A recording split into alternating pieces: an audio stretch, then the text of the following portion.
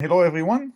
My goal today is to help you with your next NLP project by describing really what's new. It's kind of right now where we are at the end of 2020 with Spark NLP. Everything I'm going to show you today is completely open source and free Apache licensed, so you're most welcome to use it for both personal and commercial projects. So we're going to cover three areas. We're going to introduce Spark NLP, but really it's not just a basic introduction. We talk about where we are in terms of adoption and use and functionality of the library at this point in time. And then we're going to talk about two interesting things. One is recent advances in accuracy. So when we say we provide, want to provide state-of-the-art accuracy, it needs to mean something concrete. Right? It needs to mean that state-of-the-art actually means that we reach the best accuracy it was ever published in kind of academic benchmarks, accepted peer-reviewed journals. So we'll talk about some of the new innovations in that space. And then we'll also talk about speed and scalability, because also now the library is 3 years old, and what it means to be fast and support the newest platforms, the newest innovations also changed. And we'll talk about some of the new things that are have been added to the library and available to you right now. If you have any questions, please ask them on Discord. And Nicholas will do the filtering, and I'll do my best to answer them as we go. If not, I'll answer questions at the end. So Spark NLP is an open source library that has APIs in Python, Java, and Scala that have the exact same functionality across those languages. And the goal of the library is to provide the open source community with state-of-the-art accuracy, speed, and scalability for natural language processing tasks. The library is 3 years old.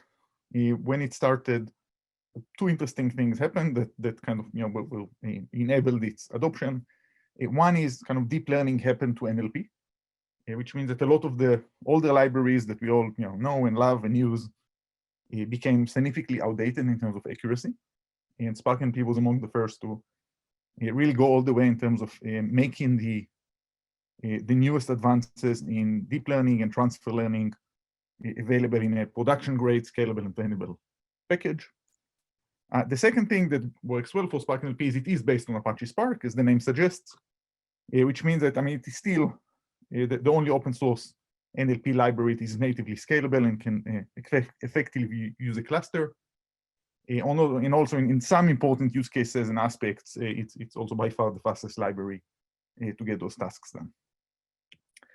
In terms of adoption in 2020, so 2020 has been a fairly big year for the growth in the adoption of Spark NLP. So you can see at the end of January, we were just under 10,000 downloads a week.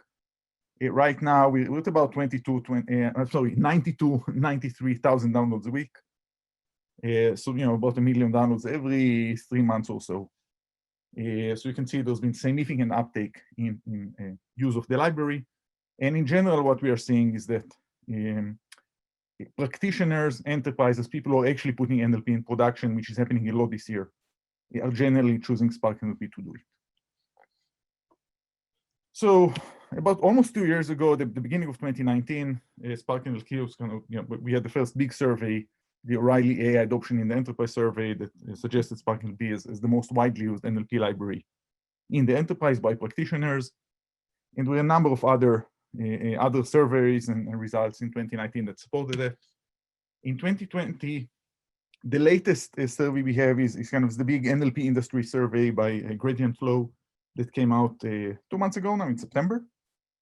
And it's a great report, by the way. If you're interested in natural language processing, consider just going to gradientflow.com and downloading it.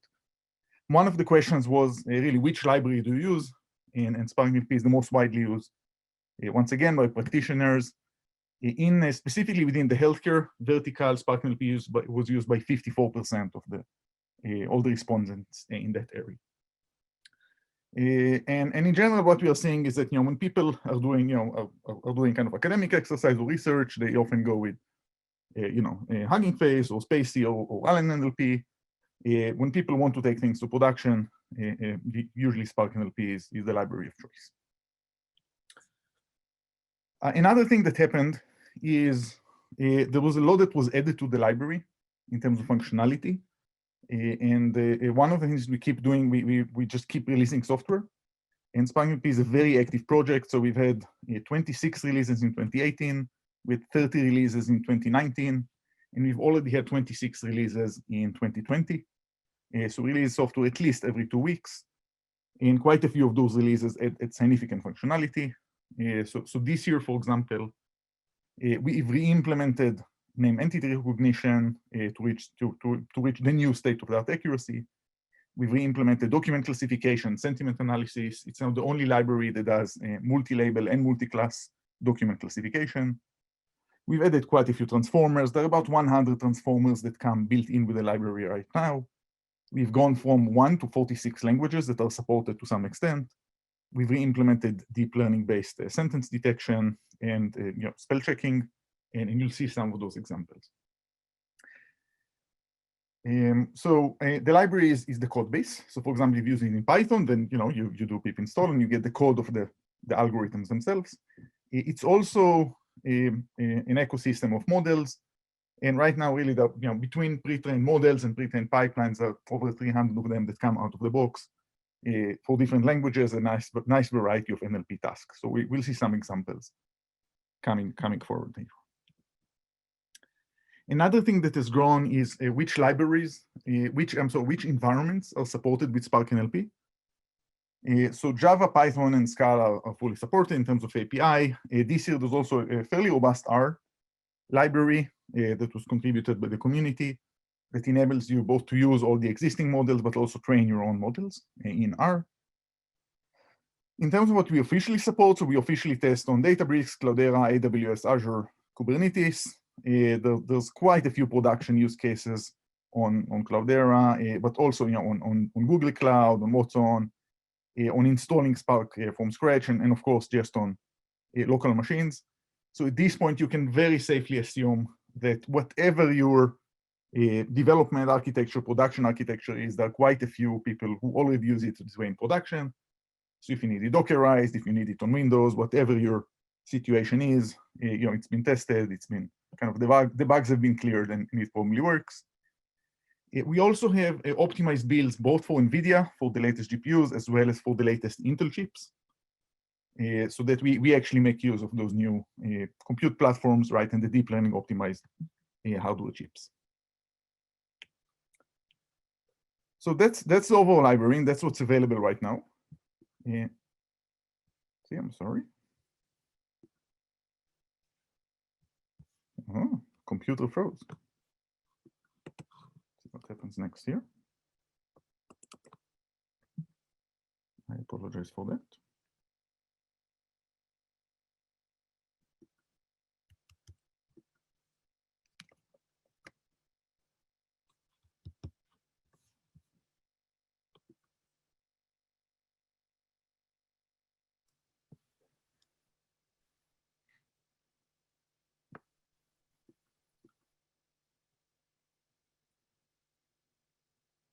Sorry, Nicholas, are you still on the call?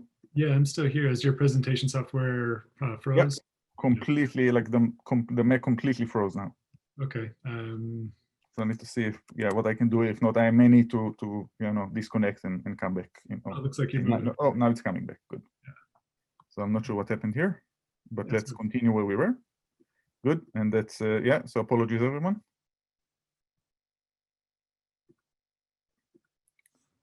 That's new. Let's see what happens next. Okay, accuracy-wise, let's see some of the things that have happened recently. So state-of-the-art accuracy means, do we achieve the same or better accuracy as the best academically published peer-reviewed results on standard benchmarks? And that's really our goal. And in general, what we do is usually we don't do new research, but we are really good at productizing research. So whenever someone claims to have improved the state of the art, right? So there's a new paper saying, oh, when I try this hyperparameter, this neural network architecture, these embeddings, I get better results. We try to reproduce it. Some of the things reproduce and generalize, some of them don't. If they do, we take it on ourselves to give the community the production-grade, trainable, scalable version. Here's one example. If you need to do name entity recognition, then Spark NLP basically would give you the best accuracy in any production system today. and it's an open source model. So the underlying architecture is the bidirectional STM for tokens, CNN for characters, plus a CRF, using very large embeddings. Of course, in healthcare, you want to use BioBERT or other domain-specific embeddings to get that. So it's trainable, but for example, if you just use it on the CoreNLL 2003 dataset, here are the results you get. So you get 94 on the test set, and you get like almost 96 on the training set. Here's how you use it. The other thing we've done a lot of work with in just making the API easier to use. So first of all, here's what name entity recognition is. It means that given a text like Chandra and Monica met in Central Park, you want to identify certain types of entities. So for example, people and location, right? But also, if you're in healthcare, maybe what you care about is drugs and diagnosis. In legal, maybe you care about corporation names. But let's look at this example, people and locations. So you want an algorithm that will say, oh, the string Chandler is a person. And by the way, it's not the city of Chandler, Arizona, right? So, you should not, basically building this off a dictionary is not enough. Central Park also, it's not a real place, right? So it will not appear in any dictionary. But what you want the model to learn is that when you say someone and someone met in, after met in English, the only things that could come are either a place or a time. And Central Park is not a time, right? It's much more likely to be a place because it's it's a noun, right? It's capitalized, so it's obviously a location. Here's how you do this in Spark NLP. We already have pre-trained pipelines that do state-of-the-art name entity recognition with BERT for the pre-trained model in English, and we actually have this in, I think, 13 other languages. So you do pipeline equals pre-trained pipeline, recognize entities BERT in English. So we'd load that pre-trained pipeline. This would actually go and load the pipeline itself, either from S3, or if you have it cached on the local disk, right? Or if you're just offline for compliance reasons, you would load it locally.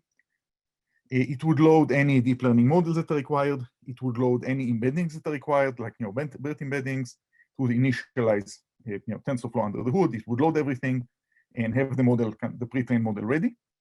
The next line is result equals pipeline.annotate. Harry Potter is a great movie. So you have the pipeline. Now you say, okay, apply it on this text. What you get, the result object is a regular Python dictionary. And if you look at the NER column of the dictionary, you'll see that for each token, it tells you, whether that token is part of any named entity. So in this case, it will tell you that the first two tokens, so Harry Potter, are part of a person, okay, as you would expect. Okay, so this is really all you need to do. You do the imports and these 3 lines of code. Another very, very common use case is document classification. Document classification is basically any case where you take a piece of text, like an email, a legal document, or maybe just a tweet or a sentence, and you want to classify it in some way. For one example is sentiment analysis. So is this tweet positive or negative? Maybe sometimes you need multi-class classification. For example, emotion detection. So it's not just this is positive and negative. I want to classify it between joy, surprise, fear, happiness, sadness. Right? So there are more than 2 classes. And you can do this. And there are pre-trained models in Spark NLP for toxic comments, cyberbullying, fake news detection, sarcasm detection, spam detection, and a few others. In this example, the example you see in the table, we want not only multi-class, we want also multi-label text classification. Okay, a multi-label means that more than one label may be correct for a text. Okay, so for example, if you look at and this is for toxic comments, so it can tell you whether a text that you provide is an insult, obscenity, a toxic comment, a threat, sexually explicit, or an identity attack. And of course, because of human creativity, one sentence could actually apply, have multiple labels that apply. You can be, both threatening and insulting. Why not? And we try to. In this slide here, we have some fairly tame examples, but when we try that are examples that are much more horrible than that. So here, what Spark NLP does, first of all, it implements a state-of-the-art deep learning model based on sentence embeddings. that you can train it to get accurate results, or at least recent papers have trained it to get the most accurate results on several benchmarks. And then you also have pre-trained embeddings and then some pre-trained models that come with the library. Right. So if you just want to come and say, okay, I just want this, I want the a toxic comments detection, that just comes completely pre-trained. It's a few lines of code. If you want to train your own, it's still a fairly simple thing to do, and you'll see some examples soon. But then you can still reuse, for example, embeddings, right? Pre-trained embeddings or transformers that come with the library. Here's how you use sentiment analysis. So it's very similar to the previous example we've seen. Here we also have the import. So we import Spark NLP. We call Spark NLP.start. So that would actually start a Spark session in the background. But one of the nice things that we worked a lot on is the fact that really, if you don't want Spark, you don't need to know anything about it, right? So most of the use of the library is people working on their laptops on single machines, right? It does not have to be clusters. So we hide Spark as much as we can if you just don't need it. From Spark NLP pre-trained, import the pre-trained pipeline. We load the pre-trained pipeline, analyze sentiment ML in English, and then we just annotate the text. Harry Potter is a great movie, and the result is a regular Python dictionary, and you can see that the sentiment is positive in this case. Okay, so that's really, if you need to actually analyze sentiment, that's really all you need to know.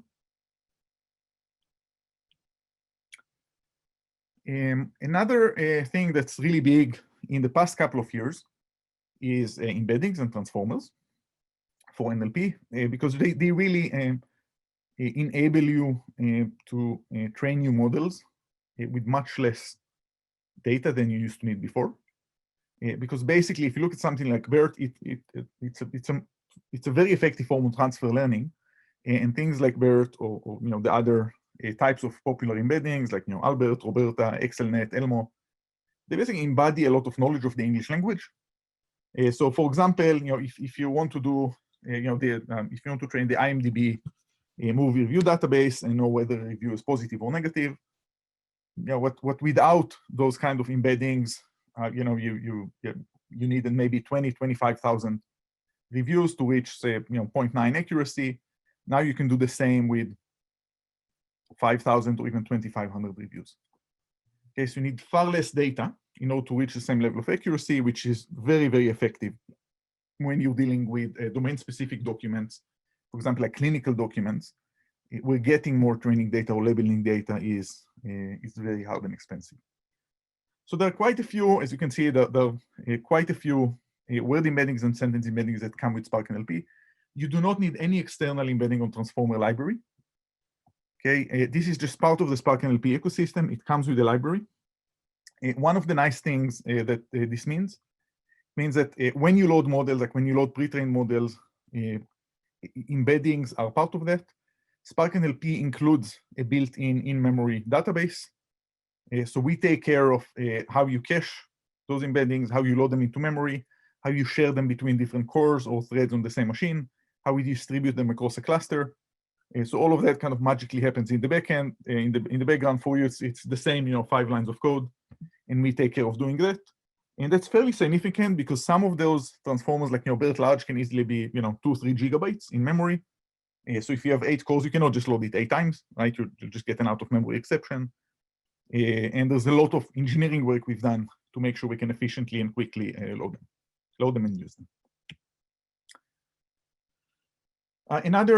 Another model that we have now that comes out of the box, and it's a deep learning model, is language detection. You can see here some of the result in terms of accuracy on the right. But it's a really nice model. It has it's between 97 and 99% accuracy for text at least 140 characters long. For shorter text, sometimes just really hard, right? So you have the word like ciao, which just exists in both Italian and Romanian. If that's the only text you have, there's no way to tell which language was intended. But you have enough characters, you can almost certainly tell what the language of the text is. Another nice thing about this model is that it's very small, so it's under 5 megabytes. And that's important, right? Because the difference between a 5 megabyte model and a 500 megabyte model, it's not just how much memory it takes, it's also how long it takes you to actually load it, right? So can you start your server or start your model in 3 seconds instead of 30 seconds, which is also impactful. Another model that we've rebuilt this year, and a lot of what we do, by the way, we go and we rebuild models. So the nice thing is, the fun thing about saying that you do state of the art is that you're always behind, right? So by the time you implement, release the model, someone published a new paper and say, hey, I'm the state of the art just improved, right? Because now we can reach better accuracy. So a lot of what we do is kind of we re-implement new versions of basically the same tasks. So one really popular example and NLP task is spell checking and spell correction. And what we've done this year is we've released, and this is completely open source, a new spell checking and spell correction model that is deep learning based and applies, most importantly, it applies context. So if you look at the examples here, you have 3 sentences. I will call my sister. Due to bad weather, we had to move to a different site, or we traveled to 3 sites in the summer. So in this case, if you have the spelling mistakes, and in all 3 sentences, the word that's actually there is S-I-T-E-R, the algorithm would, based on context, would correct them to sister, site, or sites in the 3 sentences based on the context, even though the exact same token. And as you can see, it also deals with things like singular versus plural.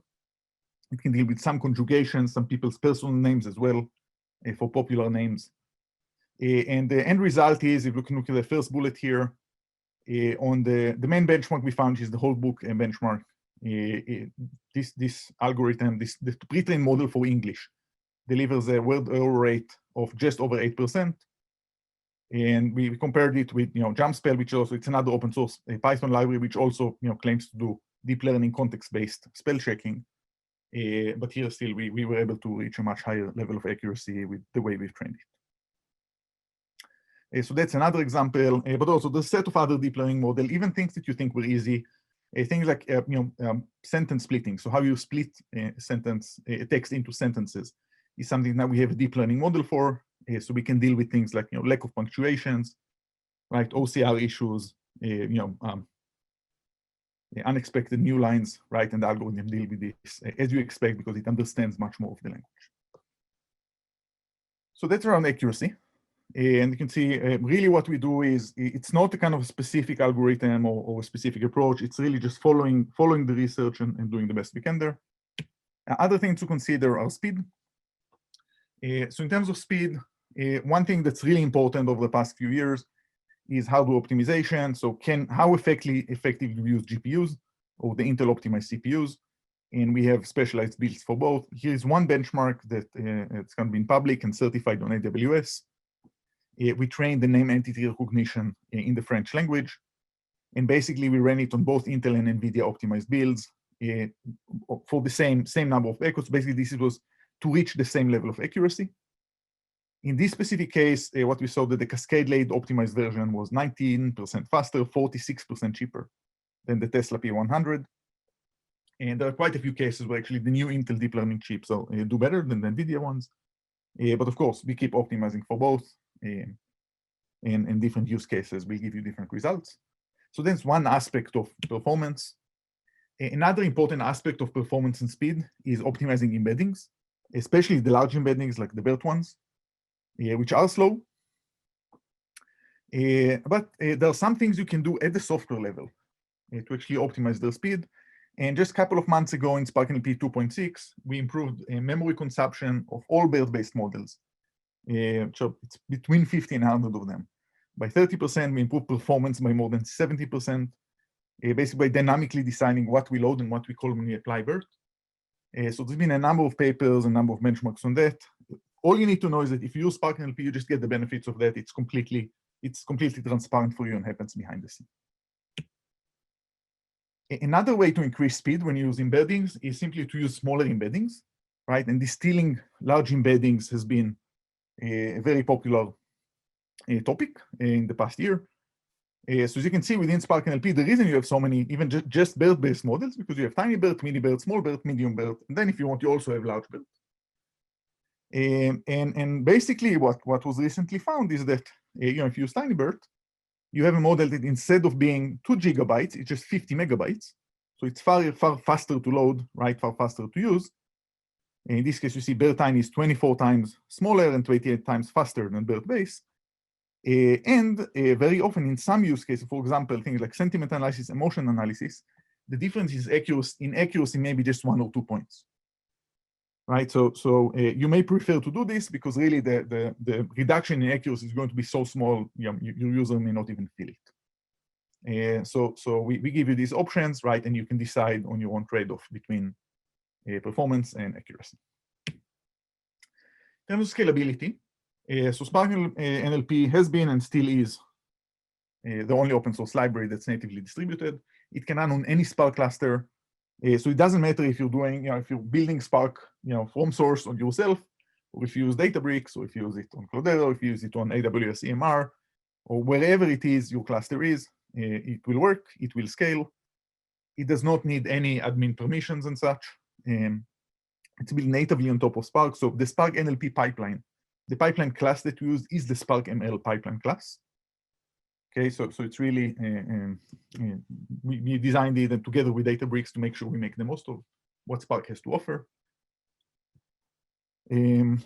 This is the one point where we really depend on Spark, because, distributed and parallel computing is really hard. And what Spark does really well is dealing with those aspects of how you minimize shuffling and bandwidth, how you optimize caching, how you really do execution planning of the whole pipeline in advance, how you optimize serialization. And we've done really a lot of work with Databricks and with the Spark open source ecosystem to make sure and this is really just a lot of effort in engineering, in profiling to make sure this works as well as it can. Of course, you see the list of caveats. Distributed computing is not magic. I mean, if you have a cluster with 5,000 machines, you need to know a lot about how you configure Spark and Spark cluster to make the most of them. And of course, this matters. But the nice thing is really within the Spark ecosystem, there are now tons of tools and tons of knowledge on how to do that well, probably more than any other parallel computing network. Here's one recent example we've done that shows you kind of the differences and what you can expect in terms of the speed up you'll see on a cluster. So here we ran training on the full set of Amazon reviews, so 15 million sentences, 255 million tokens, single machine versus 10 nodes. Not a lot of memory, you see, 32 gigabytes, 32 cores per node. And what you can see is that in things that are trivially parallelizable to tokenization, you can see you're actually getting super linear speed up, right? So instead of 340,000 words per second, which is already impressive, you get 7 million words per second. However, when you do entity recognition that requires embeddings, transformers, multi-layer deep learning networks, the speed up, there is a significant speed up from 1 to 10 nodes, but it's less than 10x. Okay, and this is really just nature of the actual work you're doing, right? So some things are very trivial to parallelize, some things require, by nature of the algorithms, are more iterative. So this is really what I wanted to cover. And really the main points I want to say in the kind of in the 1 or 2 minutes we have left is what you can do next. So first of all, Spark NLP has lots of live demos, so Streamlit apps and Colab notebooks. There are more than 80 of them. So if you Google Spark NLP and just go to nlp.johnsonlabs.com, click the demo tab, there are more than 80 of those Streamlit applications. So you can see how you run name entity recognition, how you detect emotions in tweets, how you detect cyberbullying, how you identify fake news, and you can see text and you can see how the examples actually look. The nice thing is for each live demo, for each nice UI where you can try your things, there's also a Colab notebook. So if you come and say, okay, this is nice, but now I want to, I want to try it with my own text in my own, my own Python, you can open the Colab notebook, just run it in your own Gmail account, and then you can run the notebook. You can try things. You can try your own text. You can hack it. You can do whatever you want with it, right? And it's, it just runs. So it's a super easy way to start with the library and see kind of real life examples. There's another set of examples here. So you can see detecting similar sentences, right? So semantic similarities, toxic comments. We have, for sentiment analysis, we also have aspect-based sentiment analysis. So there's a pre-trained model and examples that come with the library. Sentence splitting, date normalization, and really the main thing I want to say is there are 250 pre-trained models. We really did not cover the majority of them. There are quite a few interesting language tasks that the library can do. One more set of examples that are there live on the site is support for different languages. So as you can see, first of all, there's the language detection piece, but then we do have full pipelines, so tokenization, lemmatization, part of speech, name entity recognition in quite a few languages. And if you're interested in that, really, just take a look, see if it fits you. If it seems nice, look at the Colab notebook, and you have the code you can run. So to get started, you can just Google Spark NLP, or if you really want to, nlp.johnsonlabs.com is the main website. It has get started pages, it has the full reference documentation, and really important, you can join the Slack channel. So there are more than 2,000 people on the Slack channel now. The dev team is there as well daily. So if you have questions, you come and say, oh, I'm using this code, I'm getting this exception, and you just want to copy paste it somewhere and get a response, it's a really good place to do that. So that's a really good way to get community support. It's been fairly active with people helping each other daily. On the demo page of that same website, you have the live demos in the Colab notebooks, which are a great place to start learning. There's also a whole set of articles and videos. And if you want to contribute, we're always looking for more contributors. We need more languages, more models. As I said, we do a version every 2 weeks, so there's always a roadmap of more things we want to add. But also, if you just want to update documentation, add a new example, add a new blog post, please, here's the GitHub page. It's GitHub issues and pull requests like everyone else. Or really, you're most welcome to just contact me or others from the team. But I'm always interested to know what people are doing with the library. And if you need help, if you want to contribute, if you just want to ask a question, we're always there and interested. So that's what I wanted to share. Please use it. It's built for you. It's built for the community. It's open source and completely free. And the goal is just to enable people to easier and more democratic access to state-of-the-art natural language processing. So with that, thank you for listening, and I wish you the best of success with your projects.